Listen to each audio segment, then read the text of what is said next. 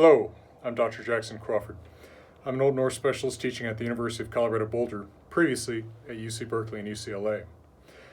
Our most important source of Norse mythology is the Poetic Edda, a compilation of poems about the Norse gods and heroes, put together in the 1200s, but many of those poems can be dated by linguistic criteria to the 900s, a time when Iceland was still pagan. However, we know that this compilation of poems is essentially someone's best of compilation and doesn't include all possible poems about the Norse gods. We know that many must be lost. And in the Poetic Edda's companion work, the Prose Edda, a set of stories and a guide to poetry by Icelandic poet and chieftain Snorri Sturluson, also written in the 1200s, Snorri quotes some other poems that we know must have existed in much more complete forms at one time. In this video, what I'm going to do is present to you those poems and my translations of them from my, I'm happy to announce, forthcoming translation of the Prose Edda from Hackett Publishing Company. There is one he quotes in telling the story of Njordur and his wife Skadi, in which Njordur and Skadi exchange poems about how much they dislike living in the home of the other. Njordur is from beside the sea, and Skadi is from the mountains, and they don't like each other's homelands. Njordur says, Leið erunk fjól, varka ek lengi ó, natar einar níu. Ulva þuttur, mer þótti iller vera, hjá songvis svana. The mountains are hateful to me. I was not in them long, only 9 nights. The wolves howling seemed bad to me, next to the song of the swans. But in return, Skadi says, Sova ek motegak, sevar bedjumó, fugls jarmi fyrir. Så mik vekker era vidi kemur, morgun hverjan mar. I could not sleep on the bed of the sea because of the sound of the bird. He wakes me when he comes from the sea every morning, that gull. And that is all there is to it. There must have been at one time a more complete poem, but it is lost. Snorri also quotes a poem about Heimdall, and he gives the title of this one, calling it Heimdallargaldur, Magic of Heimdall.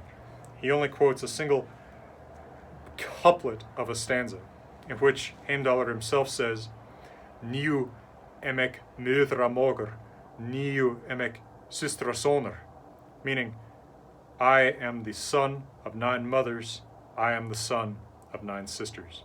Of course, this mysterious fact about Heimdallr is also known from the poem Völuspá and Skama, also known as Hyndluljóð, but we don't know anything about the story. He also cites a poem about Ganahl, Frigg's errand woman. Some Vanir saw her once and said, What þar flugur, what þar fer, eða at lopti líður? What flies there? What goes or passes through the air? To which she responded, Ne ek flug, þó ek fer og at lopti líðk, og hóvarfni þeim hamskerpir gat við garðrofu. I don't fly, though I go and pass through the air. On hóvarfnir, that one which the stallion hamskerpir begat or fathered on the mare Garðrova. Stories about characters such as this Ganahl and her stallion Hólfafnir are just completely lost to us, except for these brief allusions. Now, in the story of the death of Baldur, which Snorri tells in detail and is only hinted at in our other sources, we know that Snorri is relying on a poem because he does quote one stanza from it, when Thok thanks, who is Loki disguised, is the one being who refuses to weep for Baldur after he has died, and thus Baldur is kept by hell in hell. That stanza is Thok mun gróta thurum torum Baldur's ball farar, Kix ne deaths natka ek karlssonar, haldi hell thvier hevir. Thok will weep, will cry only dry tears for Baldur's funeral.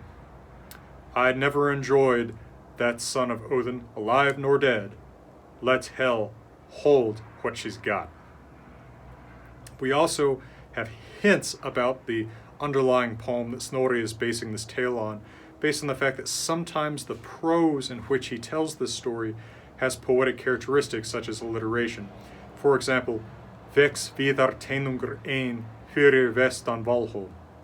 A young shoot of a tree, a certain young shoot of a tree grows west of Valhalla.